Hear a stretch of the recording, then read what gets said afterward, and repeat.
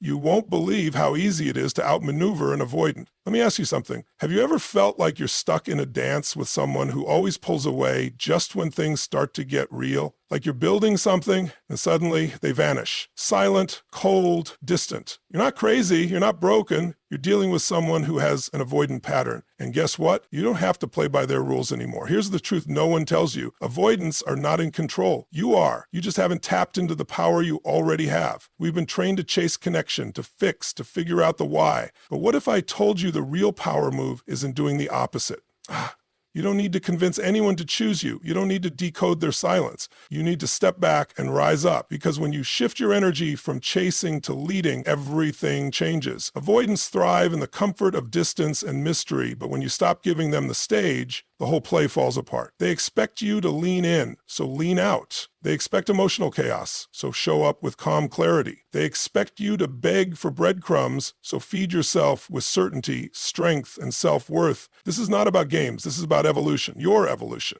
You're not here to chase connection. You're here to command it. With grounded presence, with unshakable boundaries, with the kind of confidence that says, if you can't meet me, I'll walk without you, not in anger, in power. You don't outmaneuver the avoidant by fixing them. You outmaneuver them by becoming undeniably self-led. And when you do that, guess what? They notice, they shift, or they leave. Either way, you win, because this is your life. This is your power. And now you own it. Let's go. When you're caught in a dynamic with an avoidant person, it's easy to get swept into a cycle that feels like emotional quicksand.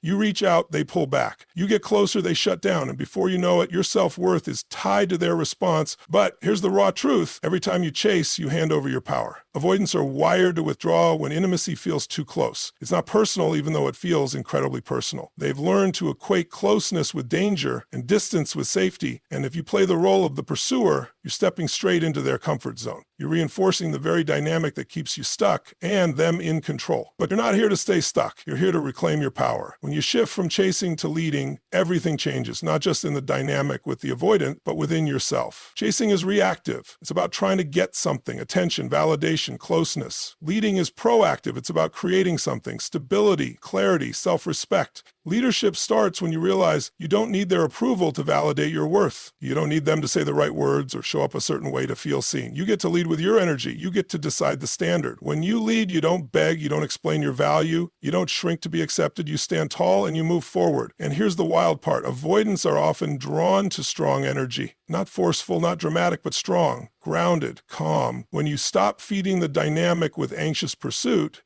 they don't know what to do. You're not playing the game anymore. You're not reacting to the silence, the pullback, the vague texts, or emotional cold fronts. You're holding your ground like a lighthouse in the storm. The avoidant expects you to chase.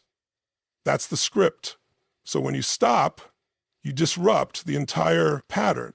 You send a new message, not just to them, but to yourself. I don't chase what's not available. I lead with presence and purpose. Leading also means having the courage to be misunderstood, to walk away from people who don't have the capacity to meet you, to stop trying to rescue people from their own emotional discomfort. You're not responsible for their wounds, their fears, or their inability to connect.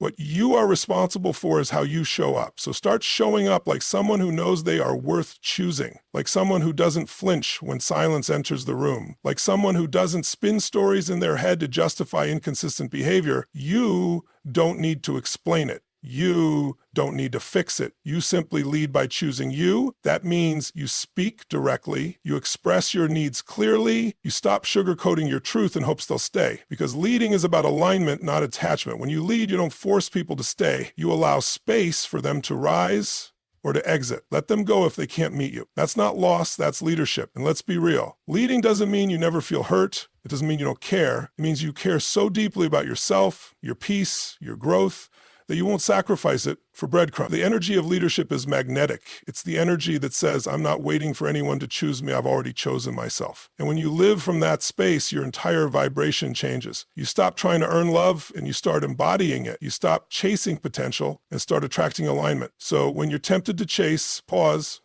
breathe, step back, ask yourself, what would a leader do right now? Would they double text someone who's pulling away? Would they compromise their needs to avoid being alone? Would they settle for less just to feel something? No. They'd hold their energy, they'd stay grounded, they'd move forward with clarity. And that's what you're here to do. You've spent enough time chasing, now it's time to lead. Avoidants rely on distance like it's oxygen. It's their safe zone, their defense mechanism, the thing they subconsciously use to keep control. And when you start to feel the emotional gap widen, your instinct is to close it, to fix it, to reconnect. That's human. That's love trying to survive. But every time you step in to bridge that distance without being invited, you reinforce the imbalance. You're feeding the very thing that keeps you disempowered. Distance is how the avoidant maintains control. Not always consciously, not always maliciously, but habitually. It's how they create space so they don't have to feel vulnerable, so they don't have to deal with emotions that might overwhelm them or worse, expose them. So they pull back, and you feel it, the change in tone, the slower replies, the unspoken wall that goes up out of nowhere. And your body reacts, panic, confusion, the desire to make it better. That's where the dynamic traps you. Because while you're chasing connection, they're taking refuge in avoidance. While you're reaching out, they're pulling further in. It becomes a one-way dance, where the more you give, the more they retreat. That's where your power drains. That's where your energy gets hijacked. But when you stop feeding the distance, when you no longer chase after their silence or give their withdrawal all your attention, you reclaim control.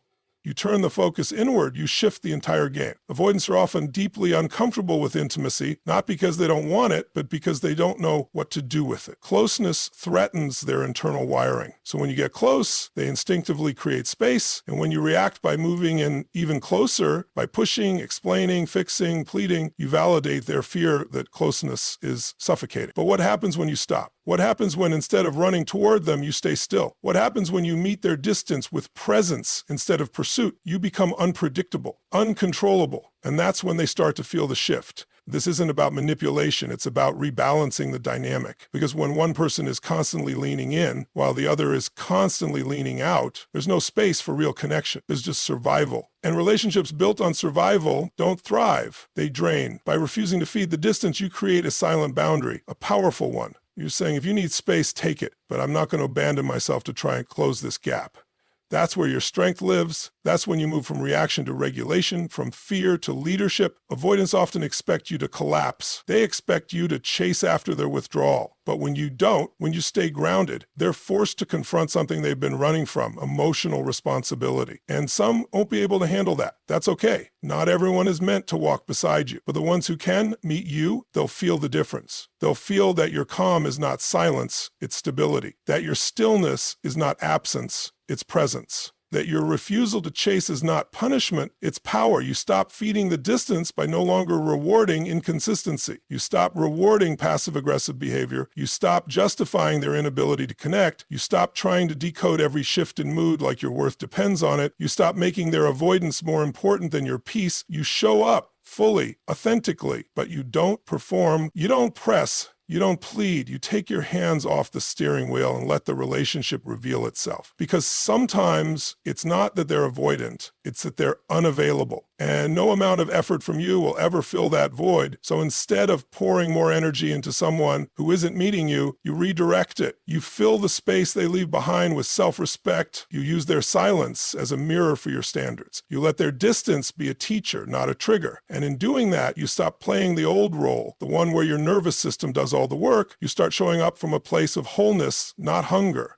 And that's the energy that changes everything, because distance can only hold power if you chase it. The moment you stop, it loses control. Confusion is the breeding ground for anxiety. When you're in a dynamic with someone avoidant, you often find yourself living in the gray. Nothing is fully said, nothing is fully known. You're left piecing together clues, analyzing silences, replaying conversations to find the moment where things went off track. It's exhausting. But here's the truth. The confusion only survives where clarity hasn't been claimed. Avoidants are often vague not because they're trying to be manipulative, but because vagueness protects them. It allows them to stay in the relationship without fully committing. It lets them enjoy connection while keeping intimacy at arm's length. It gives them an out at any moment. And if you've been on the receiving end of that, you know how deeply unsettling it is. One minute you feel connected, the next, like you're talking to a stranger. You don't know where you stand, and the not knowing becomes its own form of quiet torment. But here's the shift. Confusion ends when you decide to stop entertaining vagueness. Because clarity isn't just about demanding answers from someone else, it's about getting clear within yourself. What do you want? What are your non-negotiables? What kind of emotional experience are you available for? Clarity is an act of self-leadership. It's the moment you stop dancing around someone else's discomfort and start standing in your own truth. When you're clear, you stop participating in the guessing game. You stop asking, what did I do wrong? And start asking, is this aligned with what I deserve? That one question can flip your entire mindset. Avoidants often avoid hard conversations. They dodge directness because it forces them to confront emotions they don't want to feel. But when you bring clarity to the table, you change the rules. You speak plainly. You ask real questions. You stop tolerating half-truths and emotional limbo. They say things like, I don't know what I want, or let's just see where this goes. And for a while, that seems harmless. But weeks go by, then months, and suddenly you realize you've been holding space for someone who hasn't fully chosen you. Clarity doesn't wait around hoping someone will become ready. Clarity says, this is what I'm looking for. Can you meet me here? And if they can't, that's information, not rejection. That's direction. The moment you get clear is the moment you get free. Free from trying to interpret signals. Free from decoding distant behavior. Free from twisting yourself into emotional shapes just to keep someone from pulling away. And clarity gives you peace even when the answer is hard to hear. Because at least you know. At least you're not stuck hoping for a version of them that only exists in potential. And the truth is, clarity is magnetic. When you know who you are and what you want, the right people feel it. It doesn't scare them, it grounds them. It says, this person isn't here to play emotional hide and seek, they're here to build something real. And those who can't meet you there, they fall away. And that's not a loss, that's a clearing. Avoidants often thrive in chaos. Not loud, dramatic chaos, but subtle chaos, emotional ambiguity, mixed signals, relationships that never quite land. But when you bring clarity, that chaos no longer has a place to hide. You take the mask off the dynamic. You shine a light on the gray. You say, this is what I need. This is how I show up. What about you? And even if they don't answer, even if they disappear, that clarity protects your peace. Most people stay stuck, not because they don't see the truth, but because they're afraid to name it. But you don't need to be afraid of clarity. Clarity doesn't ruin relationships. It reveals them. It either deepens the bond or it highlights the misalignment. Either way, it sets you free. You don't need someone to chase you. You need someone to meet you. And they can't do that if you're dimming your truth to keep them comfortable. You don't need to simplify your needs just to maintain a connection. You need to trust that being clear won't cost you the right person. So the next time you feel confused, don't look outward, look inward. Where have you been unclear? What truth have you been avoiding? What standard have you been softening? Because once you stand in clarity, confusion has nowhere left to live. Boundaries are not walls, they're not ultimatums, they're not threats. Boundaries are declarations. They are self-respect in motion. They are the invisible lines that say, this is what I allow, this is what I won't. And when you're dealing with someone who has avoidant patterns, boundaries aren't optional. They are essential. Avoidants often operate in a way that leaves everything undefined. They blur the lines, 1 foot in, 1 foot out. Sometimes affectionate, sometimes distant. Just enough presence to keep you invested, but never enough consistency to feel safe. And when there are no boundaries in place, you end up adjusting yourself to accommodate them. Their pace, their discomfort, their silence, their uncertainty. But here's the truth. Every time you abandon a boundary to keep a connection, you abandon a piece of yourself. People often think boundaries will push others away, especially those who are already avoidant. But the opposite is true. Real boundaries bring real clarity, and clarity reveals truth. The person who can meet you at your boundary is the person capable of meeting you in a relationship. And the one who can't, that's not someone you're losing. That's someone you're finally seeing clearly. Owning your boundaries means you stop asking for permission to honor your needs. You don't need someone else to agree with your standard for it to be valid. You don't need to water yourself down to make sure someone doesn't leave. That's not love, that's fear. And fear is no foundation for anything worth keeping. You teach people how to treat you not by what you say, but by what you allow. If someone consistently crosses a line and you stay without addressing it, without adjusting course, you've silently endorsed that behavior. But when you own your boundaries, you show up like someone who's not negotiating their value. You're not begging for the bare minimum. You're not trying to be easygoing just to avoid confrontation. You are simply standing in the truth of what feels right to your nervous system, your heart, your intuition. Boundaries are about alignment, not control. You're not trying to force anyone to change. You're just saying, this is how I live, this is how I love. Can you meet me here? If they can, great. If they can't, they self-select out, and that's a blessing. Because the longer you let someone dance around your lines, the more you erode your own sense of trust in them and in yourself. And listen, owning your boundaries doesn't always feel good in the moment. It can feel lonely, it can feel cold. You might second guess yourself, especially if the person on the other side reacts with confusion, resistance, or withdrawal. That's normal. Boundaries are often uncomfortable for people who benefited from you not having any, but discomfort isn't danger. It's just the cost of growth, and your peace is worth that price. When you set a boundary, you're saying, I value myself enough not to betray my own needs. And when you enforce it, even when it's hard, you reinforce that message internally. You build trust with yourself. You stop being at the mercy of other people's moods, their avoidance, their indecision. You become the anchor in your own life. Avoidants often operate in ambiguity, and they subconsciously look for people who will stretch themselves thin to close the gap. Don't be that person. Be the one who says, I don't chase connection, I create it. And if it's not mutual, I release it. That kind of self-assuredness changes the whole dynamic. Suddenly you're not reacting to their avoidance, you're responding to your truth. Your boundary might be space, it might be communication, it might be consistency, it might be emotional honesty. Whatever it is, name it, own it, live it. Stop explaining your boundaries like they're unreasonable. They're not. They are the gateway to healthy, reciprocal connection, and if someone disappears when you draw the line, they were never really present to begin with.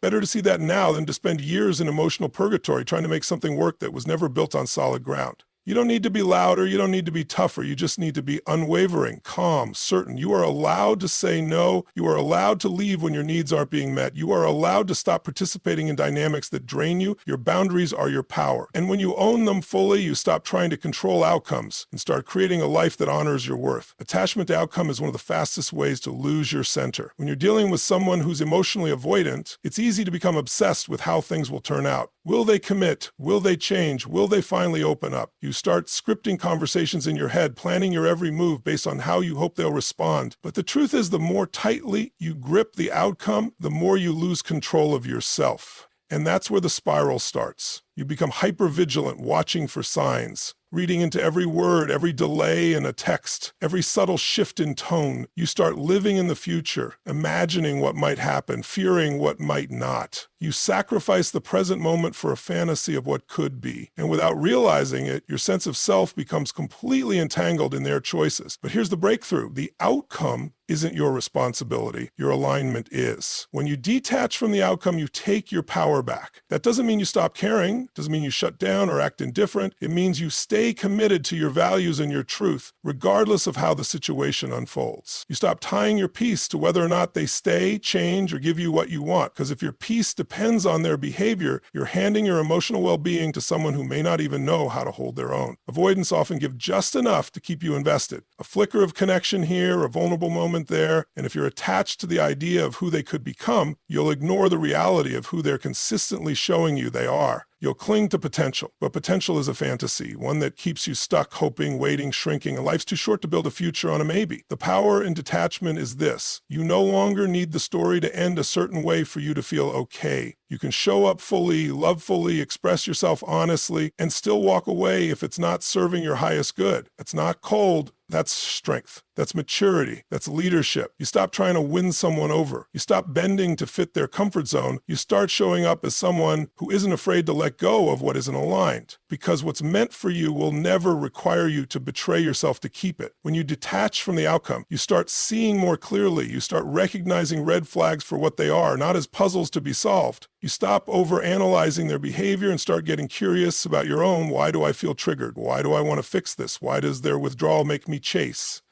That's where the real growth happens. You get out of reaction mode and back into awareness. You learn to sit with discomfort without trying to solve it through someone else. You learn to trust that if something falls apart, it's making space for something better. And most importantly, you learn that your value doesn't fluctuate based on how someone else shows up. You can still care, you can still love, but you love from a place of wholeness, not dependency. You offer connection, but you don't force it. You stay open, but you don't abandon yourself. That's what detachment looks like in practice, being fully present, fully expressive, and still completely okay with whatever happens next. And ironically, when you detach from the outcome, you often create the very space that allows the relationship to evolve, if it's meant to. Your calm becomes magnetic, your energy feels different, you're not trying to control, you're not reacting to every move.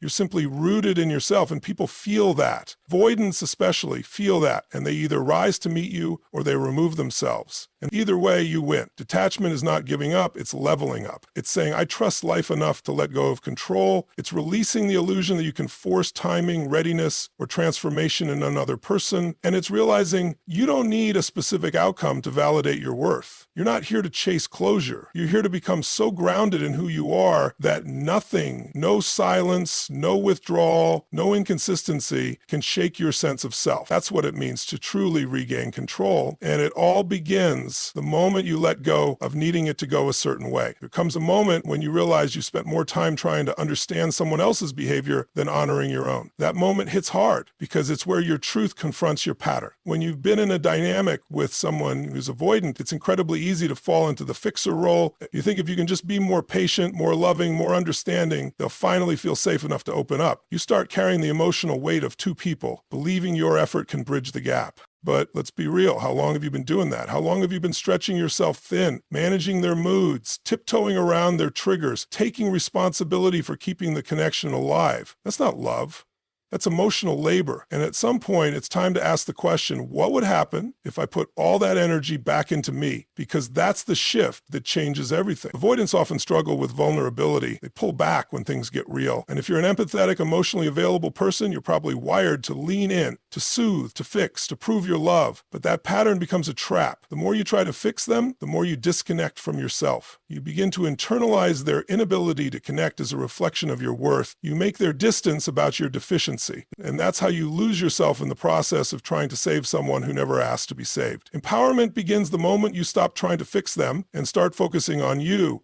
You don't need to analyze their childhood wounds to justify why they can't communicate. You don't need to make excuses for their inconsistent behavior. You don't need to keep lowering your standards in the name of compassion. That's not strength, that's self-abandonment. True power comes from turning inward, from asking, why do I keep choosing people who can't meet me? What part of me believes I have to earn love by being endlessly patient, endlessly understanding? This isn't about blame, this is about responsibility.